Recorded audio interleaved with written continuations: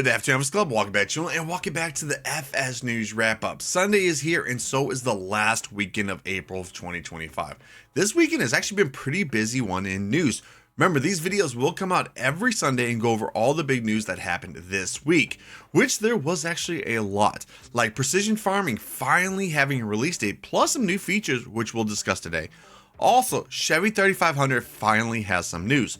Don't forget to join the club's Discord, keep updated on everything like mod releases or stream schedules.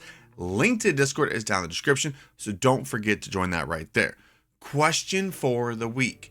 What system do you play most of your games on? Also, what other games do you play? I've been playing a lot of Expedition 33 on my PS5 Pro lately. Amazing game. Let me know yours in the comment section below.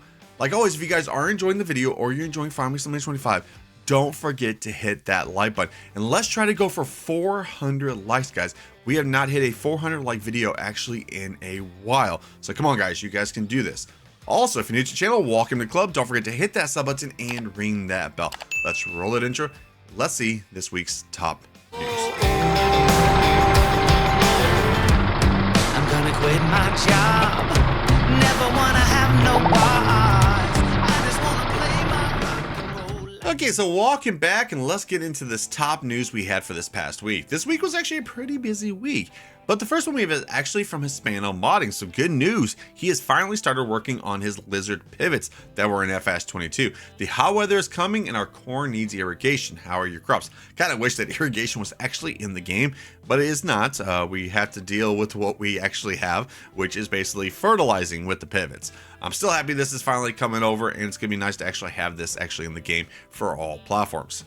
And speaking about like irrigation and stuff like around that, Precision Farming 3.0 coming out May 8th. Here is what is new.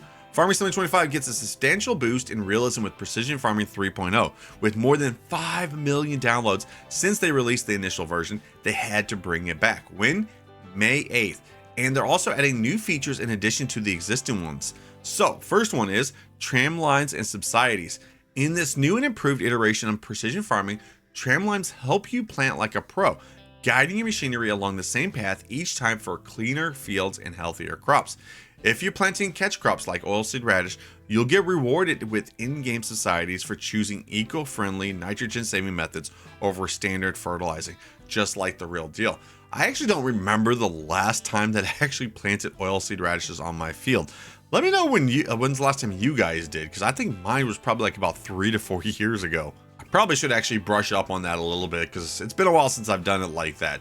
Okay, next we have PWM and section control. Precision Farming 3.0 also adds some cool tech, pulse width modulation, a fancy name for sprayers that can adjust output on the fly. Instead of just blasting fertilizer nonstop, PWM lets each nozzle do its own thing, pulsing out just the right amount depending on your speed or turns. That means less waste and better coverage. They've also added automatic section control. Your machines will now switch individual parts on or off as needed. No more overspraying or missing spots. It's cleaner, smarter, and better for the environment. And then the last, of course, since this is a brand new mod, we're also going to have some machines with this. We've got 6 machines to play with in this update, including the John Deere R975i sprayer and the How body swap system. Ever wanted to turn a trailer into a high-end slurry tanker? Now you can with the Weinhoff 25200 PTW profile line that comes with a manure sensor. And for those of you sticking with other sprayers, you can upgrade them with the Trimble Weed Seeker 2 sensors to spot spray weeds like a boss. So, lots and lots of good stuff with this precision farming, and of course when it does come out, guys, I will make a how-to video on how to actually use precision farming, because a lot of you guys might be new on Farming Simulator 25 or maybe never used it in FS22, which don't know why you wouldn't know, because it is one of the best mods for Farming Simulator. Now let's get back to some modern news. Next we have some news from Rooster Mods. This is a little bit outside of the normal wheelhouse, but it's kind of cool and they thought it might be worth sharing. Backstory: Farming Simulator uses European terminology for tillage and deep cultivation is really their English wording for what Americans would call ripping or chiseling. Really aggressive primary tillage action that's not actually plowing. This is why the base game Summer's chisel is in the cultivators category, which some American players found confusing since over here cultivating either refers to weeding or secondary seedbed prep tillage. This confusion was pushed even farther with the texture for base game deep cultivating, which has very little crop residue left on the top and is very smooth. Typically, when you're chiseling or ripping ground, you're going to have a rough soil and residue left over. He thinks this is the one reason why some modders make their chisels and such act as plows, because it at least gets the ground rough and looks like primary tillage. He knows that he's done the same. Okay, so moving on to what has actually happened. He discovered all this while working on adding the deep cultivating option to the 712, inspired by a post from Dense Farms. He set out to modify the base game deep cultivating textures to match what he knows primary tillage looks like where he comes from. Something that looks like you chiseled or ripped corn, soybean, or wheat ground, and he thinks he has something that actually looks pretty close. This texture adds crop residue to a darkened, worked ground texture and adds some 3D roughness to make the ground look like it was really worked. It also ends up making shallow cultivation look a lot more natural progression from the deep cultivating. He does not know if this is actually a good way for us to get this out there, but he thought he would share this. This will probably never be a base game, even though he wishes it was, but maybe it could be a texture pack or make its way into a few maps. I would love to actually see this actually in more maps. So what do you guys think about that? After that, we have some news from Patty Fan Modding. Big storage. Here you can storage your crops, vehicles, etc. One big door and 6 smaller doors. Automatic lights outside and manual inside. Shelves to store pallets. Configuration, you got the color, solar panels. Category, this will be under sheds. It is $80,000. Daily maintenance cost is $1. Changelog on this one. New doors and fixed income from solar panels. I've noticed a lot of sheds are now, actually pretty much any building is getting solar panels now on it. After that, we finally got an update from Carl Farms about his Lizard Superior in-dump pack. But anyways, after 2 months of being submitted, the Lizard Superior in-dump trailer pack is finally starting initial testing. Hopefully these will be released for all platforms in the next week or two. Also, in early March, he finally made over 20,000 followers on his Facebook page. So thank you to everyone who helped reach that milestone. He did not quite make the March deadline to commit to a release of the 2023-25 Silverado 1500, but he is still working on it and it should be ready for PC release in a month or so. As for the rest of his projects, he is moving quite slow on everything because he's busy with family, life stuff, and just playing other games right now. The ambition to mod comes and goes, so once he has some decent progress on his other mods, he'll let us know. The good news is that Giants came out with a mod conversion tool that seems to do at least some of the work to convert mods, so that may help move things a lot faster on that. So a little bit of an update from Carl Farms. Very excited for the in-dumps.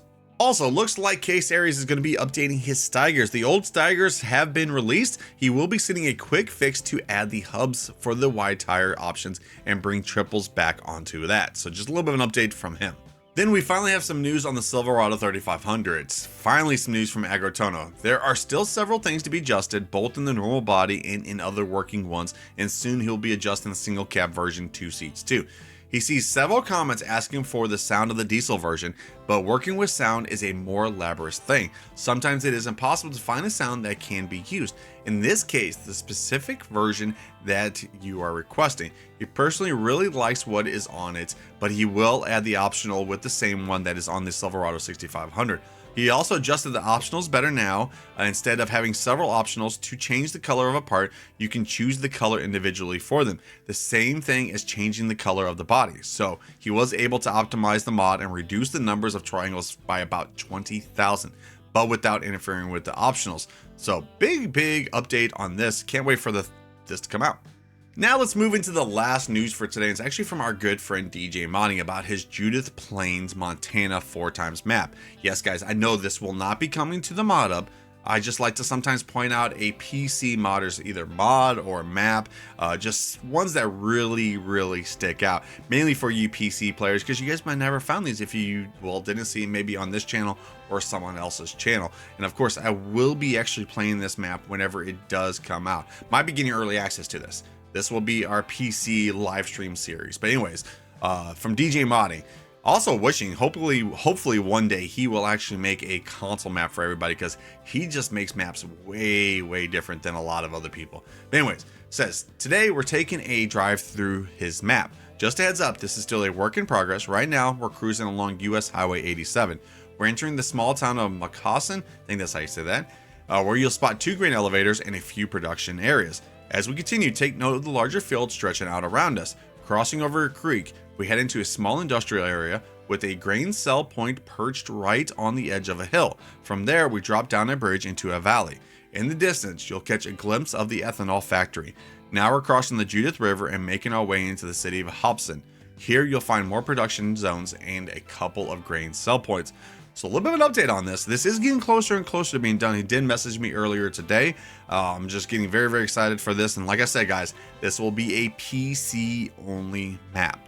And so there you have this week's top news. Like I said, guys, there was a lot of news. I'm especially happy that precision farming will be coming out on May 8th. Also, Chevy 3500, and then of course the in-dumps and that massive DJ modding map.